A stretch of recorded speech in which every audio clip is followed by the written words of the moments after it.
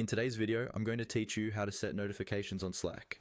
If you've ever felt overwhelmed by the constant pings or, conversely, missed important updates because your notifications weren't set right, you're in the right place. We'll go through the steps to customize your Slack notifications to ensure you stay informed without feeling inundated. Let's dive in. First, open Slack on your desktop and take a look at the lower left corner. You'll see your profile picture situated here. Click on it to get started.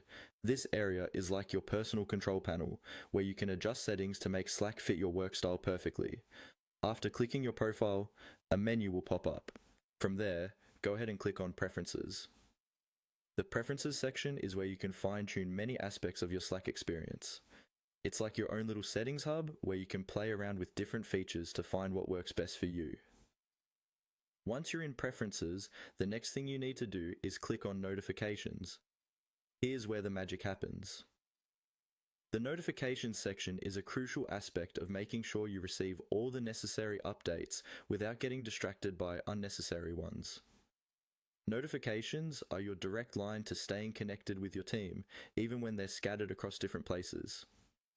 Now, it's time to set up your notifications according to what suits you best. In this section, you'll find various options. You can decide if you want notifications for all messages or just @mentions and direct messages. Are you working in a particularly busy channel? Opt for fewer notifications to maintain your focus.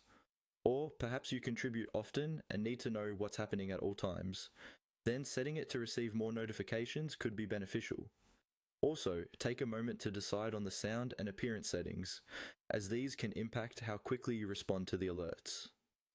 Once you've tailored your notifications,